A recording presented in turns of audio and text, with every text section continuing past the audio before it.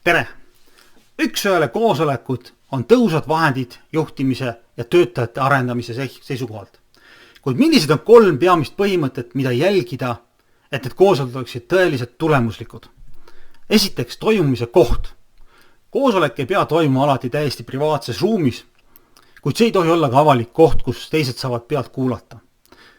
Parim muidugi on eraldatud ja suletud ruum, kuid sobib ka visuaalselt eraldatud ja osaliselt helisummutav puhkenurk. Oluline on tagada, et kõrvalised isikud ei näe ega kuule, millest räägitakse ja töötaja tunneb ennast mugavalt. Kui reastada koosolekute toimumise viisid eelistuse järjekorras, siis kõige parem on kohtuda füüsiliselt ühes ruumis. Järgmine võimalusena võiks kaaluda videosillade vahendusel ja äärmisel juhul telefonitsi. Teiseks oluliseks põhimõtteks on toimumise aeg. Koosoleku võtmesõnaks on regulaarsus. Enamik edukaid juhte teeb üks-ühele koosolekut iga nädal. Mõned teevad üle 1 nädala, väga harva tehakse neid kord kuus ainult. Soovitan pidada koosolekuid iga nädalaselt ja hoida seda rutiini.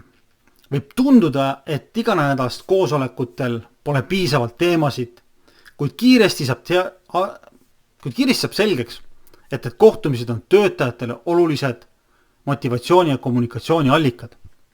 Need aitavad ka juhi saada ülevaadet, mis meeskonnas toimub ja lahendada probleeme, mis muidu võiksid jääda tähelepanuta. Samas, kui sul on rohkem kui 10 töötajat, võiks kaaluda koosolekute pidamist siiski üle nädala. Jälgi mõistlikkuse piiri. Soovitatav on broneerida üks-ühele koosolekuteks nädalast maksimaalselt 4-5 tundi, mitte rohkem. Ja loomulikult kolmandaks on osalejad.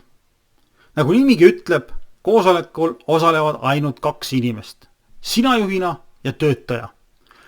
Koosolekuid ei korraldata mitme töötajaga korraga ega teiste kolleegide osavõtul. Iga töötaja väärib oma aega ja tähelepanu, isegi kui suhted võivad olla temaga keerulised. Need kohtumised aitavad tuvastada probleemi ja leida neile ka lahendused, mis aitavad kogu meeskonna tööd sujuvamaks muuta. Ära lase võimalust mööda.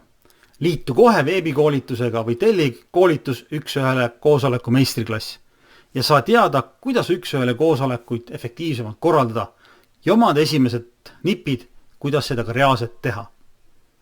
Edu teile!